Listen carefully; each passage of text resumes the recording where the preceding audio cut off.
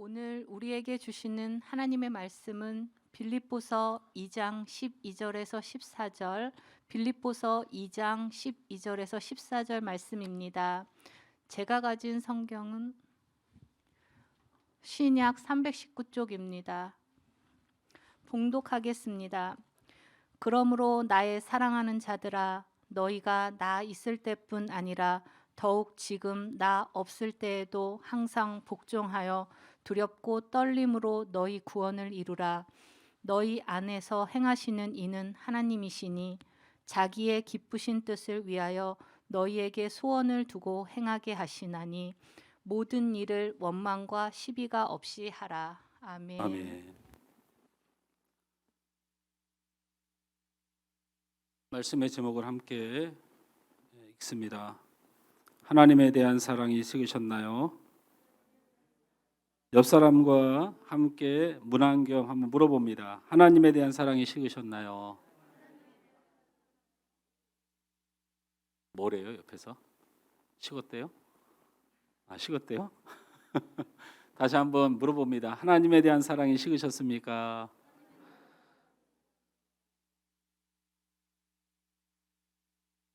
요즘 코로나 관련 뉴스를 듣다 보면 우세종이라는 말을 접하게 되죠. 요즘 전 세계의 우세종이 오미크론이다라고 얘기를 하고요. 유럽의 어느 나라는 99.9%를 찍었죠. 오미크론이. 어쨌든 이 우세종이란 말이 이런 뜻이겠죠. 물론 종이라고 하는 것은 생명에 쓰는 겁니다. 사람에게 쓰는 건 아니에요. 그래서 어떤 생물의 종류를 종이라고 부르는데 말 그대로 우세종이라는 것은 상대보다 힘이나 세력이 강해서 우위를 차지하고 주도권을 가진다라고 표현을 하죠. 그래서 우리가 이 오미크론이 다른 코로나에 비해서 힘이 세서 주도권을 가지게 된 것이다. 그래서 우리가 우세종 이렇게 부릅니다. 우리가 사는 세상에도 우리가 세상을 살아가는 삶의 가치관 중에도 우세종이 생겨났습니다. 우세종이 생겨났어요. 하나는 사람들이 충동적으로 살아가려고 하는 거죠. 이제 충동적으로 살아가는 거예요. 인생 뭐 있어? 이런 생각을 하는 거죠. 그래서 충동적으로 살아가는 하나의 우세종이 있고, 또 하나의 우세종은 자기 중심적으로 이끌어가는 삶을 살아가는 코로나 우세종인 오미크론으로 온 세계가 속수무책이죠. 저희 나라도 이미 17,000여 명 가까이가 어제 기록이 됐고, 일본은 10만 명 가까운 인원이 체크가 됐고, 미국은 하루에 80만이죠. 독일도 20만. 영국은 여러분도 잘 알다시피 다 손을 놨죠. 이건 막을 수 있는 게 아니다. 그래서 노 마스크, 노 방역. 다시 말하면 빨리 감기니까 걸려라, 이런 정책이죠.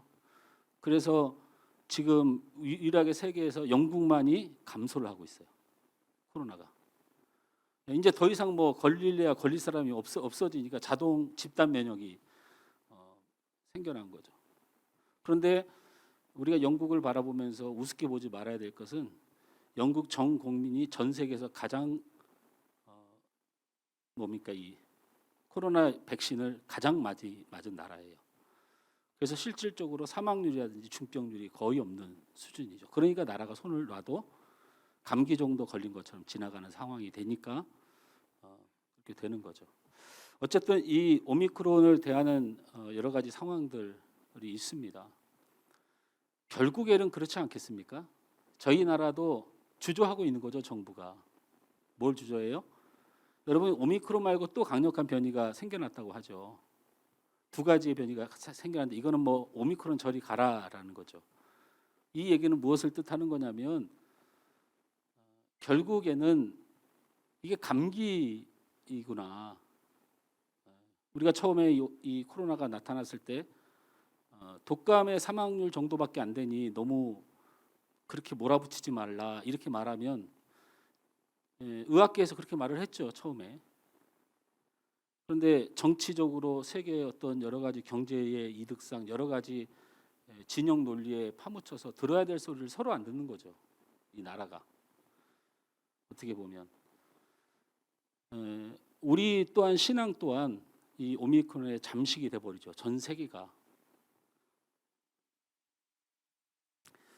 그런데 더 무서운 건 우리가 사는 세상에 이 두 가지의 가치관, 충동이 이끌어가는 삶, 자기 중심적인 삶, 이 가치관이 세상의 우세종이 되어서 온 세상을 더 어둠으로 만들어 가고 있다는 사실을 우리가 간과해서는 안 됩니다. 충동이 이끌어가는 삶으로 세상이 심각하게 병이 들고 있죠. 묻지마 폭행, 보복운전, 분노와 화를 참지 못해 일어난 충동적 사건들이 작년하고 그러니까 재작년하고 작년에 평균 통계가 20만 건입니다. 20만 건. 어마어마하죠. 길거리 다니다 조심하십시오. 갑자기 누가 나를 때릴지 몰라요. 이런 범죄가 한 몇만 건 정도 되겠지 했는데 통계가 재작년에는 확실하게 15만 건이고요 정도고요. 그보다 더 들어서 작년에 20만 건 가까이를 기록했습니다.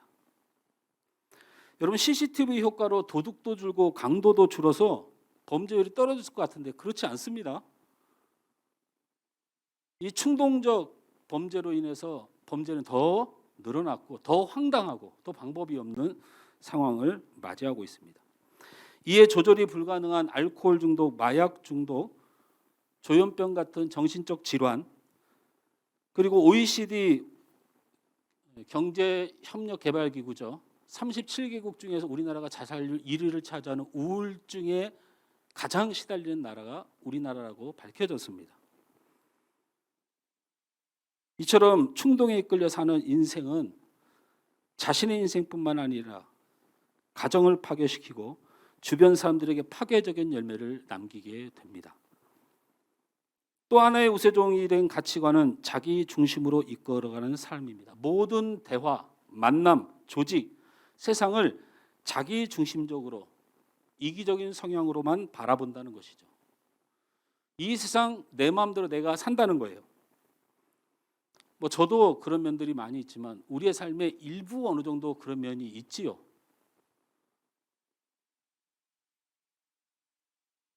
그래도 해도 너무한 상황이 이 사회에 가득하다라는 것입니다. 옛날에 저는 물론 좀 학생 때였던 걸로 어렸을 때로 기억합니다. 우리나라에 둘 만나 잘 기르자 이게 벽에 막 붙어 있고 TV에 허구한 날 나올 때가 있었어요. 그리고 좀 더 지나니까 아들 딸 구별 말고 하나만 나와 잘 그리자. 근데 그때 제가 학생 때고 어렸을 때인데도 저희 부모님들이 그걸 굉장히 중요하게 받아들였다는 거예요. 요즘 같으면 가장 큰 한 일입니까? 하나를 낳든 둘을 낳든 결혼하든 니네가 뭔 상관이야 이러지요. 근데 옛날에는 나라가 그렇다고 그러면 사람들이 그렇다고 그러면 그걸 신경 쓰면서 살았어요. 그래가지고요 아들 딸 구별 말고 하나만 낳아 잘 기자 둘만 낳아 잘 기자 이럴 때 애들이 셋인 집은 주변에 눈치 보고 살았습니다. 기억 안 나세요? 애들 많이 낳았다고 좋아하던 시대에 살지 않았어요. 많이 나오면 막 뭐하러 이렇게 많이 낳았어? 뭐하러 많이 낳았어? 무슨 큰일이라도 나는 줄 알았어요. 왜 그렇습니까? 나만 사는 세상이 아니란 느낌이 아주 강했어요. 세상 나만 사는 세상이 아니라는 그런 생각이 아주 강했다는 거죠. 여러분 우리나라가 OECD 37개 회원국 중에 출산율이 꼴찌죠. 근데 출산율이 꼴찌인 건 괜찮은데요. 우리나라가 세계 최고의 인구 소멸국이랍니다. 이건 알고 계셨어요? 아무도 안 놀라네요. 우리나라가 세계 최고의 인구 소멸국, 빠르게 인구가 줄어드는 나라 중에 하나인데 이 말을 다른 말로 풀어서 제가 얘기한 게 아니에요. 언론에서 이렇게 얘기했습니다. 전 세계에서 가장 빨리 사라질 나라. 이게 대한민국이에요. 여러분 이런 거 기억나십니까? 옆에 일본이란 나라가 굉장히 잘 살아도 우리 마음속에 항상 생각하는 게 있어요. 언젠가는 뭐 할 거야? 아니, 뭐 할 거야? 언젠가는 가라앉을 거야. 근거도 없는 이야기를 하죠. 언젠가는 가라앉을 거야. 그러면서 뭐 1년에 뭐 3cm씩 가라앉고 있다나? 이런 유언비어는 어디서 도대체? 근데요, 전 세계에서 우리나라가 잘 살고 대단한 나라고 살기 좋은 나라고 소문난 건 맞는데요, 저들의 마음속에 하나씩 하나씩 각인하고 있는 게 저 나라는 전 세계에서 가장 빨리 사라질 나라야. 그런데도 딱히 방법이 없죠. 방법이 제가 보기에는 없습니다. 방법이 없어요. 나 편한 게 좋고 나 즐거운 게 좋고 나 먹고 사는 게 중요하면 해결이 안 되죠. 뭘 국가를 생각하고 인류를 생각하고 나라를 생각합니까? 우리가 안 하잖아요. 그러니까 방법은 없는 거예요. 자기 중심적으로 사는 이 가치관이 우세종이 되다 보니까 다툼과 갈등이 굉장히 많이 일어나는데요, 다툼과 갈등이 일어나는 게 문제가 아니에요. 다툼과 갈등이 있음에도 불구하고 옳음과 그름, 바름과 잘못된 것에 대한 기준이 사라졌다는 거예요. 여러분, 다툼과 갈등 중에 옳음과 그름으로 뭔가 대세가 기울어지지 않습니다. 전에는 다툼과 갈등에는 논리가 있었고 상황에 따라 잘잘못이 드러나서 상황이 자연스럽게 정리됩니다. 여러분, 이제는 그런 거 없습니다. 내가 기분 나쁘면 끝입니다. 여러분, 잘못한 건 중요한 게 아니에요. 요즘은 내가 잘못했어도 내가 나를 기분 나쁘게 하면 끝인 겁니다.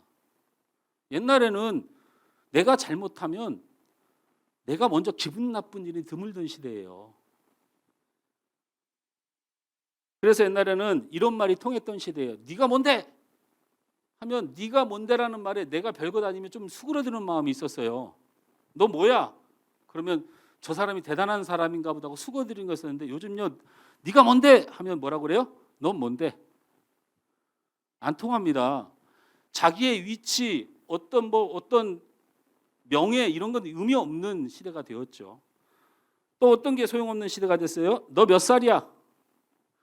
옛날에는 싸움만 하면 너 몇 살이야가 굉장히 힘이 강했습니다. 근데 요즘 길거리에 다 다툼이 나서 너 몇 살이야? 무슨 소리 들려요? 그래, 넌 몇 살인데? 나 몇 살이야? 나이 먹어서 좋겠다. 여러분, 이런 소리 그냥 날라옵니다. 뭐 여러분, 딱이 맞습니다. 이게 어떤 것을 뜻하나요? 자기만 중요한 거예요. 자기만. 의미 없어요. 나이가 많든 나를 교훈할 만한 위치에 있든 필요 없습니다. 그냥 내가 제일 중요한 거죠. 여러분, 부모 자녀의 끔찍한 사건이 일어난 이유가 별다른 건가요? 자기 입장에서 섭섭하고 자기 입장에서 유익이 없고 자기 입장에서 억울하면 피도 눈물도 없는 거죠. 그래서 성경에서는 자신이 주인이 되어 살아가는 삶을 뭐라고 하는지 아십니까? 죄라고 합니다. 죄입니다. 그냥 우리가 내 스스로를 아주 귀하게 여기는 거, 이런 걸 얘기하는 게 아니고 자기밖에 모르고 살아가는 모든 삶의 형태를 성경은 분명히 죄라고 말합니다. 어떻게 생각하십니까? 이 세상은 충동이 이끌어가는 삶과 자기가 주인이 되어가는 삶, 이 두 가지의 가치관이 우세종이 되어서 결국 자신을 파괴하고 이웃을 파괴하고 세상을 멸망 가운데로 이끌어가고 있다는 사실을 알아야 합니다. 인간이 왜 만들어졌는지를 전혀 모르면 이렇게 되는 겁니다. 우리 사람이 왜 만들어졌는지, 내가 왜 이 세상에 살고 있는지를 전혀 모르는 거예요. 왜 살고 있는지를 몰라요. 여러분, 인간이 왜 만들어졌습니까? 인간은 하나님과 사랑하며 교제를 나누며 살도록 창조된 겁니다. 인간은 하나님께서 세상에 인간을 만들 때 유일한 목적은 하나님의 사랑을 주고 하나님도 사랑받고 이것 때문에 만들어진 거예요. 그런 인간이 창조주신 하나님을 거부하고 스스로 주인이 되어 살기 시작한 것이 바로 죄의 시작입니다. 그것을 그대로 반복하는 세상이에요. 하나님이 뭔 상관이야, 남이 뭔 상관이야, 내 아내가 죽든 말든 선택한 게 선악과 나무를 따먹는 거 아닙니까?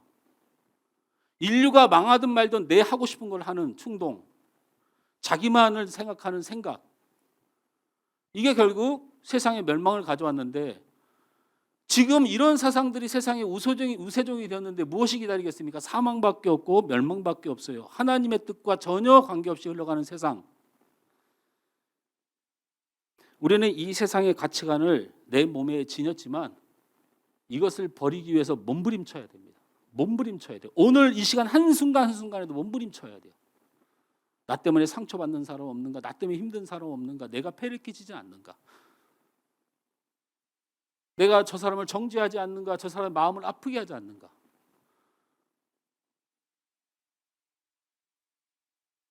우리는 하나님의 뜻을 가진 사람들이고, 다른 말로 우리는 소명을 가진 사람들입니다. 사람이 왜 사는지를 모르고 왜 사는지를 모르고 살아가는 사람하고 똑같이 살아가요. 제가 말씀드렸잖아요. 제가 우리 하늘소망학교 유일하게 소망을 가진 한 가지는 많은 성도 큰 건물이 아니고 나와 함께 목회를 하고 나와 함께 교회에서 예배하는 성도 한 사람이라도 내가 하나님의 뜻을 위하여 이 땅에 살고 있다는 그 한 사람이 나오기를 원하는 마음으로 목회를 합니다. 그래서 어떤 것도 부러워하지 않고 어떤 것도 다른 것을 만족하지 않는 우리 성도들만 보며 만족하는 기쁨을 전 나름대로 누립니다. 우리는 충동적으로 살거나 이그저 사는 것이 아니라 하나님이 살라고 하신 명령을 가지고 사는 사람들입니다. 할렐루야. 여러분, 하나님의 명령 때문에 사는 겁니다. 그런 사람들을 하나님의 사람이라 부르는 것입니다. 하나님의 뜻도 없고 하나님의 명령도 없고 자기 만족, 자기 즐거움을 살아가는 사람은 왜 하나님의 사람들이라고 부릅니까?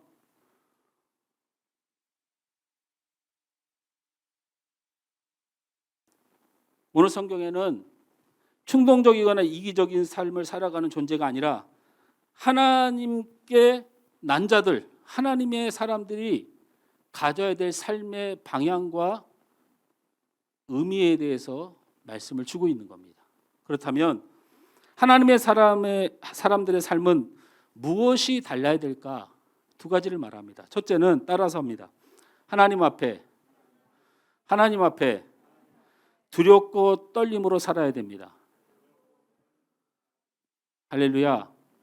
오늘 12절 말씀 다 같이 읽습니다. 시작. 그러므로 나의 사랑하는 자들아, 너희가 나 있을 때뿐 아니라 더욱 지금 나 없을 때에도 항상 복종하여 두렵고 떨림으로 너희 구원을 이루라. 아멘. 오늘 바울이 이렇게 말하고 있어요. 말씀을 다시 띄워주시면, 나 있을 때뿐 아니라 더욱 지금 나 없을 때에도 라고 말하고 있어요. 제가 전에 부교육제 생활을 할 때는 교회가 이렇게 큰 교회인데 큰 교회들의 특징이 있어요. 이거 큰 교회들의 특징이라고 말하지 않고 제가 전에 사역했던 큰 교회들의 특징이 하나가, 이상한 점이 하나가 있는데, 여러분 담임 목사님이 부흥회를 가잖아요. 또 외부에 출타를 하잖아요. 담임 목사님이 있을 때 수요예배하고 담임 목사님이 없을 때 수요예배 어디가 더 많이 나올까요? 예? 여러분 이상하게 담임 목사님이 없을 때 제가 수요예배 설교하러 올라가잖아요. 성도가 반도 안 와요. 하물며 가장 많이 빠지는 사람이 누구냐면 안수 집사님, 장로님들이 제일 많이 빠져요. 그래도 역시 한국교회는 권사님들이 끌고 가나 봐. 성차별입니까? 우리 교회 장로님들 빼고 그놈의 장로님들은 목사 보고 신앙생활하는지 목사만 없으면 교회 안 와. 야, 참 신기해요. 근데 제가 이거 뭐 한 교회 사역해보고 이런 말 하는 걸까요? 아닙니다. 담임 목사님 부흥회 뭐 어김없이 절반으로 반토막 납니다. 수요예배, 금요기도 이런 거. 제가 가장 정말 어이없이 체험했던 건 뭐냐면 담임 목사님 부흥회 가는데 새벽 예배 50명 나오던 교회가 6명 나오는 것도 봤어요. 더더욱 힘들겠죠. 새벽에 목사님이 안 보시는데 나가기란. 왜 그럴까요? 왜 그렇겠습니까 이게? 여러분 하나님 바라보고 신앙생활 안 하고 사람 바라보고 신앙생활하면 이런 현상 일어납니다. 일어납니다. 이런 모습이 무슨 하나님 보고 신앙생활하는 사람이겠어요. 물론 사람을 위해서 위로하고 힘을 북돋아주는 행위에 대해서 폄하하는 것이 아니에요. 그렇게 되는 현상의 본질 우리 마음속에. 그래서 바울이 내가 있을 뿐만 아니고 내가 없을 때에도 신앙생활 좀 제대로 해라 이렇게 오늘 성경에 대놓고 얘기하고 있는 거예요. 너희들 누구 바라보고 신앙생활하고 있니? 누구 때문에 신앙생활하니? 너네들 왜 신앙생활하니? 이렇게 묻는 것이거든요. 그러면서 뭐라고 그래요? 두렵고 떨림으로 구원을 이루라 이렇게 말해요. 자, 바울 사도가 나 있을 때나 나 없을 때나 너희들 신앙생활 좀 똑바로 해야 되는데 너희들이 신앙생활 어떻게 해야 되냐면 두렵고 떨림으로 해야 된다 이렇게 말을 해요. 이 말을 저뿐만 아니고 우리 한국교회가 굉장히 오해하면서 받아들였어요. 여러분 두렵고 떨림은 무슨 의미입니까? 너희들 하나님 앞에 두렵고 떨림으로 살아야지. 두렵고 떨림으로 경외해야지. 두렵고 떨림으로 여러분 그런 소리 많이 들어봤죠. 근데 이게 무슨 뜻인지 우리가 알았을까요? 알았습니까? 아른들 무슨 방법이 있습니까? 우리가 하나님을 두려워한다고요? 정말 진심으로 여러분한테 묻고 싶어요. 여러분 하나님 두렵습니까? 진짜 두렵습니까?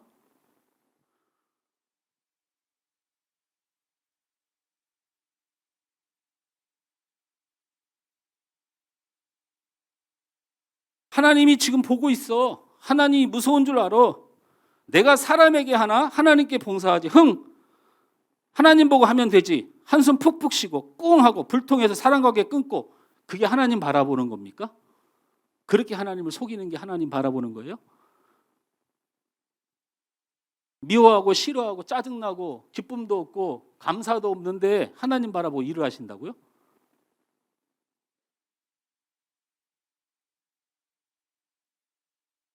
하나님이 무서워서 잘할 수 있습니까? 하나님이 일이니 사람 신경 안 쓰고 일할 수 있습니까? 안 된다니까요. 죄송하지만 안 돼요. 여기서 하나님을 무서워한다고 고개를 까닥인 사람조차도 여러분의 행동과 행실과 나의 행동과 행실을 볼 때 하나님 안 무서워합니다. 우리 사실은. 요즘 속된 말로 일도 하나님 신경 안 쓰고 살고 있어요. 또 하나, 여러분 하나님이 일이기 때문에 사람 안 바라본다고요? 사람 관계 망가지면 하나님이 일이 됩니까? 여러분 안 될걸요? 되는 사람이 있습니까? 그건 너무 존경할 뿐이죠. 여러분 목사님들 세계에서도요 주의 종들이 모여서 주의 일한다고 하는데 사람 관계 망가지면 그냥 끝이 나는 거예요. 근데 그 목사님들을 비하하기 위해서 하는 말은 아닙니다. 우리가 그런 사람들입니다. 하나님 무서워하고 하나님이 일이니까 우리는 뭐든지 할 수 있고 안 됩니다. 안 돼요. 그런데 오늘 성경에 두렵고 떨림으로 신앙생활을 해야 된다. 이 말이 있기는 하지만 적용이 안 되잖아요. 이유는 뭐냐면 틀린 말이기 때문에 그래요. 틀립니다. 왜 틀리냐면 여기 두려움이란 단어 헬라어가 푸오보스라는 단어예요. 이게 놀라운 단어예요. 푸오보스라는 단어는 무엇이냐면 무서워 떠는 게 아니라 사랑에 떠는 겁니다. 이제 이해가 됐어요. 여러분 바울이 뭐라고 얘기하냐면 푸오보스 하며 신앙생활하라 이렇게 권면하는 거예요. 푸오보스는 너무나도 사랑하는 대상을 앞에 덜덜덜덜 떠는 거예요. 설레이고 떠는 모습이에요. 사랑에 빠진 모습입니다. 무서워서 떠는 게 아니고 푸오보스 하는 거죠. 몸을 떠는 거예요. 너무 사랑해서. 하나님께 충성하며 하나님 앞에 헌신, 하나님 너무 사랑해서 하는 거예요.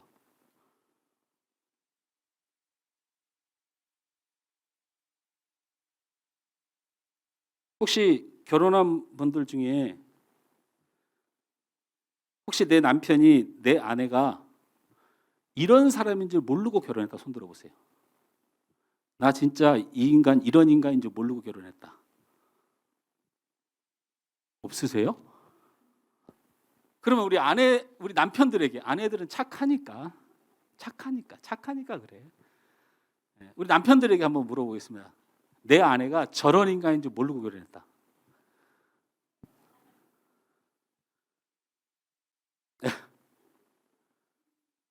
제가 제 아내하고 결혼을 하는데 결혼을 결정했어요, 마음에.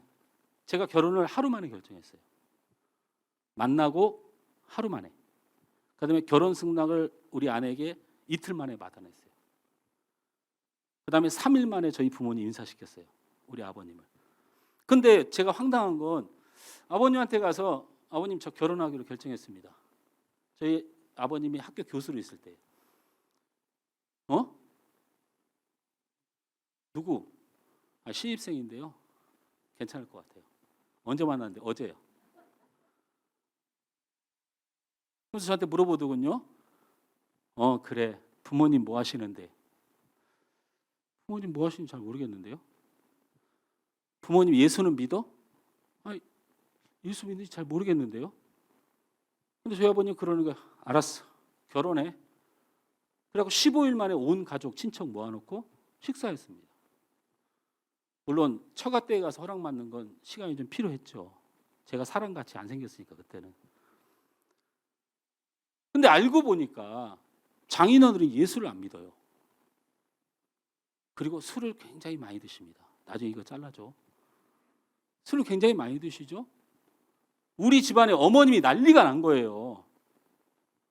어떻게 목사 아들이, 그리고 목사가 될 사람이 어떻게 안 믿는 가정에 거기다가 마른 고깃집인데 술을 팝니다. 상상도 못한 일이 벌어진 거죠. 왜 그럴까요? 그럼에도 불구하고 저에게 문제가 되지 않았던 이유가 뭘까요? 사랑해서 그렇습니다. 사랑해서 그렇다고요.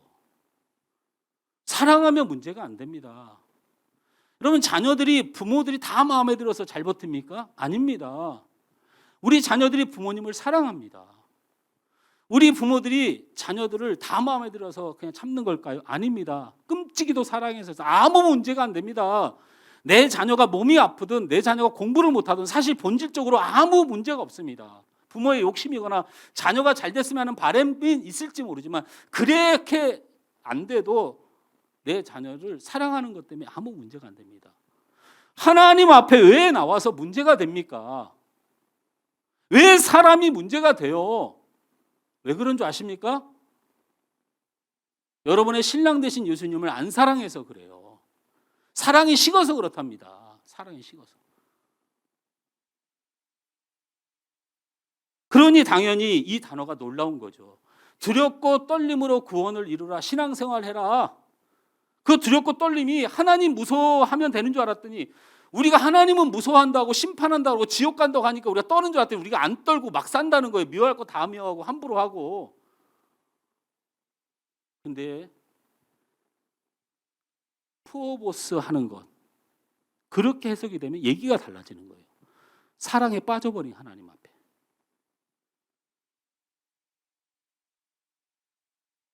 사랑하는 성도 여러분, 예배 잘 드리고 기도 열심히 하고 말씀 사모하는 게 무슨 표현인지 아십니까? 말씀 열심히 하는 건 연애 편지 쓰는 중인 거고요. 기도 열심히 하는 것은 하나님의 소원, 내 사랑하는 사람의 소원이 무엇인지 듣는 거예요. 그분이 바라는 게 무엇인지.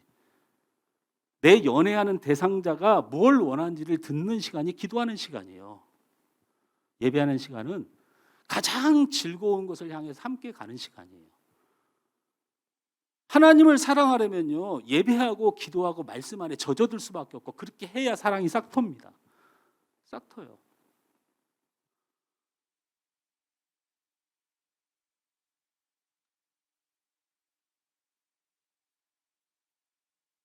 한번 생각해 보십시오. 내 사랑이 어느 위치에 있는지. 여러분, 사랑하지 않는 사람들에 나타나는 결과 뻔하지 않습니까? 자녀가 부모 사랑하지 않으면 유산밖에 계산 안 합니다. 부모가 자녀 사랑하지 않으면요, 내 명예에 먹칠한 것만 생각합니다. 부부가 사랑하지 않으면요, 단점이 한없이 크게 보입니다. 우리가 하나님 사랑을 안 하면 사람 보입니다. 우리가 하나님 사랑을 잃으면 내 마음의 감정에 무너져 버립니다. 여러분, 신앙생활은 하나님 사랑하며 하라는 겁니다. 너희 사랑을 확인해 보라는 것입니다.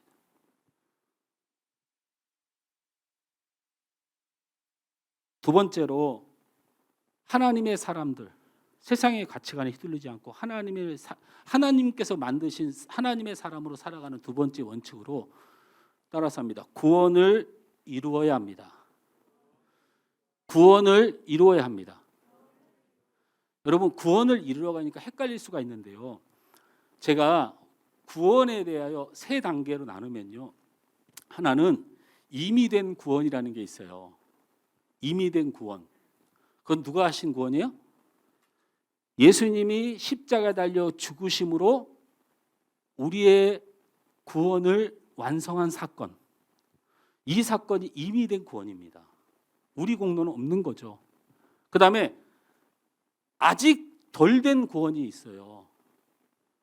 우리가 예수님이 십자가에 달려 죽으시고 다시 오셨지만, 부활하셨지만, 그리고 우리가 구원의 백성으로 살아가고 있지만 아직 완성되지 않은 구원이 뭡니까? 재림입니다. 심판의 재림, 천국의 도래입니다. 이것 또한 우리가 그 시한과 기일을 알 수가 없어요. 이 두 가지는 구원의 종류이긴 한데 예수님의 공로와 하나님의 때에 이루어질 구원입니다. 이해가 되셨습니까? 그러면 마지막 한 가지의 구원이 뭐예요? 우리가 예수님의 보혈로 구원받은 백성으로서 천국 나라가 임하기 전까지 살아간 우리의 삶이 또 하나의 구원이에요. 바울이 오늘 구원을 이루라라고 말한 바는 예수님의 보혈을 대신한다든지 하나님이 이 땅에 마지막 심판의 날에 올 것을 예비한 그 날짜를 계산한다든지 이건 우리가 할 수가 없지만 구원받은 사람이 천국 가는 그날까지 이 땅에서 어떻게 살아가야 되는지에 대한 명령을 하신 게 있어요. 제가 하는 말이 아닙니다. 제가 하는 말이 아니에요. 무엇을 명령하셨습니까? 13절, 14절 말씀 보고 가슴에 새기십시오. 시작. 너희 안에서 행하시는 이는 하나님이시니 자기의 기쁘신 뜻을 위하여 너희에게 소원을 두고 행하게 하시나니. 이거 그대로 켜놓으세요. 13절에 하나님이 우리가 행할 일을 마음에 심어두고 하나님께서 기뻐하시고 가장 좋아하는 것을 그렇게 살아내도록 우리에게 원하시는 것이 있는데 라는 뜻입니다. 13절이 14절 읽습니다. 시작. 모든 일을 원망과 시비가 없게 하라. 이거는 주님 오시는 날까지 몸부림치며 지켜내야 됩니다.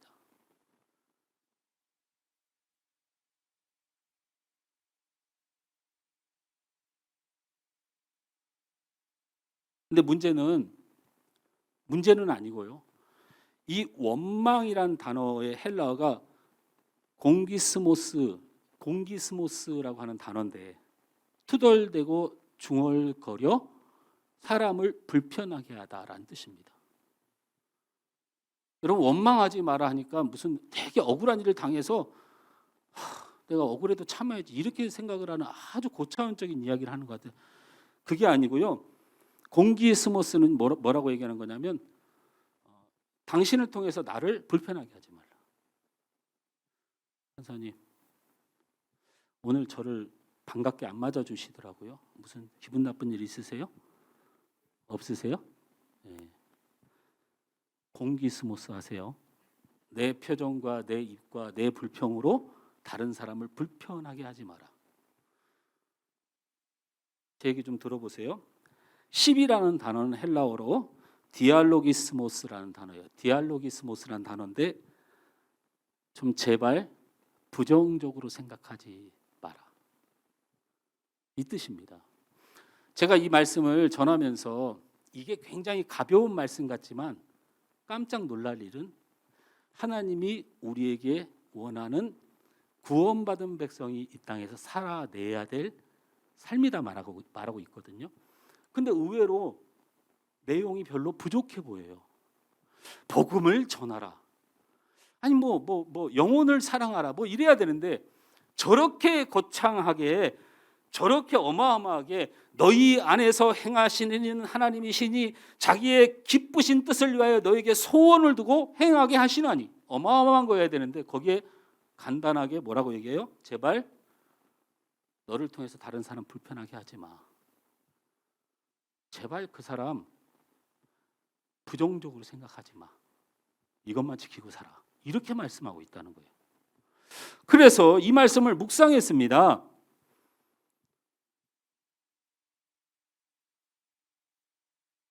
불평 불만을 안 할 수 있는 유일한 방법이 생각났어요. 아, 하나님이 하시겠지. 이런 마음 먹고 살라는 얘기예요. 하나님이 하시겠지. 우리 교회에 부족한 것이 있으면 하나님이 하시겠지. 목사님이 부족한 거 있으면 하나님이 하시겠지. 라고 믿으라는 거예요. 내 아내가 부족한 게 있으면 하나님이 하시겠지. 내 남편이 부족한 것이 있으면 하나님이 하시겠지. 내 자녀가 부족한 거 있으면 하나님이 하시겠지. 아니 최소한 하나님 믿는 사람들 이 정도 믿음은 가져야 된다. 그 말인 겁니다. 불평불만한 사람을 하나님이 정죄하는 게 아니고 너희 안에 하나님이 하실 일에 대한 신뢰가 부족하다라는 거예요. 하나님이 하시겠지. 이게 가벼운 믿음 같습니까? 이 믿음 때문에 살아요. 일이 망가지고 세상이 막히고 어두워져도 하나님이 하시겠지. 두 번째, 부정적인 생각을 하지 말라는 말을 묵상해 보니 이런 말씀인 거예요. 여러분, 간사님, 원래 이 자리에 앉으면 예를 드는 거예요. 피의식 갖지 마세요. 간사님 저 좋아요, 싫어요? 뭘 좋아? 거짓말하지 마. 예를 들면 간사님이 나를 싫어한다 칩시다. 그러면 꼴보기 싫을 거 아니야. 자꾸 부정적인 생각 들고.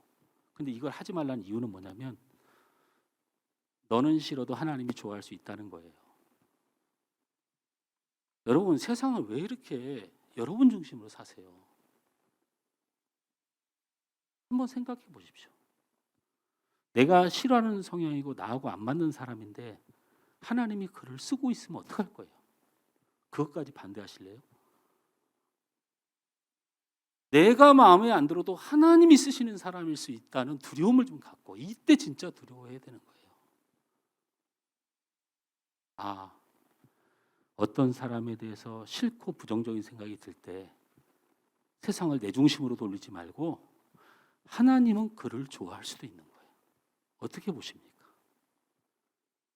아, 하나님이 우리 마음에 기쁘신 뜻대로 우리 마음에 행하길 원하는 소원을 두신 하나님의 마음이 무엇인가 봤더니 하나님이 하실 것이니 인내하고 기다려라.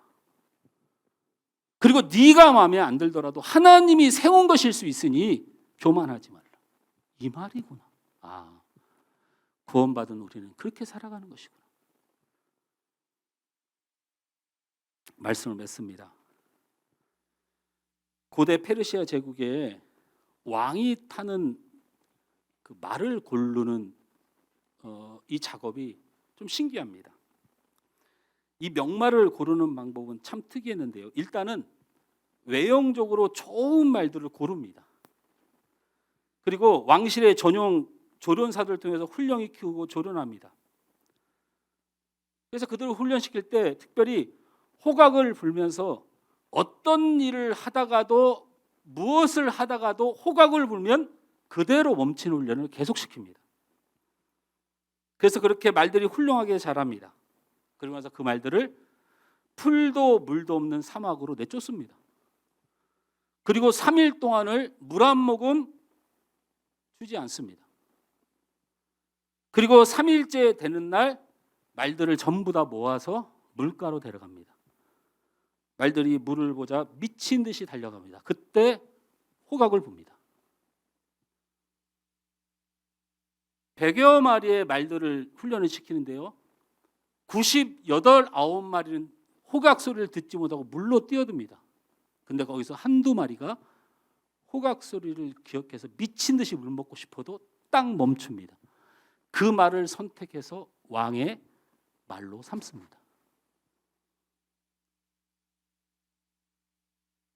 이게 우리가 반드시 본받아야 될 하나님의 사람의 삶입니다.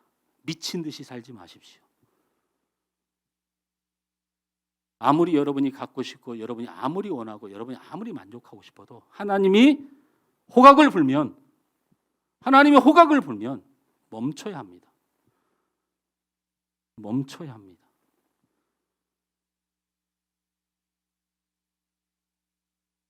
하나님의 호각 소리가 들리면 주님 말씀하는 것이니 순종해야 되고 주님 뜻이 아니니 멈춰야 합니다. 우리가 기쁘지 않는 것은 내 삶 탓도 아니고 다른 사람 탓도 아닙니다. 교회 탓도 아니고 성도 탓도 아닙니다. 우리가 하나님을 향한 사랑이 식어졌기 때문입니다. 사랑하면 보이는 게 없습니다. 오직 그분만 보이고 그분만 잘 됐으면 좋겠고, 사랑이 식으면 나만 잘 됐으면 좋겠고 내 마음에 들었으면 좋겠고, 그렇게 되는 겁니다. 하나님의 사랑에 대한 사랑이 식어서 내 것만 보여서 하나님이 그렇게 하신 것이면 날 사랑해서겠지 이렇게 생각하는 것이 아니고 다 하나님께서 하시겠지라는 믿음은 사라지고 사랑이 식어서 하나님이 원해서 한 것을 내가 싫다고. 오늘 성령님께 간구하십시오.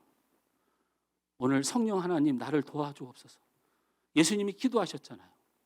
진리의 성령님, 바르게 세워가시는 성령님, 내 사랑하는 자녀들에게 오셔서 저들을 진리 안에 자유케 하여 주옵소서. 성령님 이 시간 나에게 은혜 주옵소서. 내 사랑을 회복해 주옵소서. 하나님의 호각소리를 듣게 하여 주옵소서. 순종하고 불평, 불만, 부정적인 모든 생각들이 사라지고 하나님이 하시겠지 하는 믿음이 살아나고 하나님이 원하신다면 내 사랑은 하나님의 뜻이 이루어지길 원합니다. 우리 주님 말씀하셨습니다. 주님, 내 뜻대로 마옵시고 아버지의 뜻이 이 땅에 이루어지길 원합니다. 오늘 성령님께 함께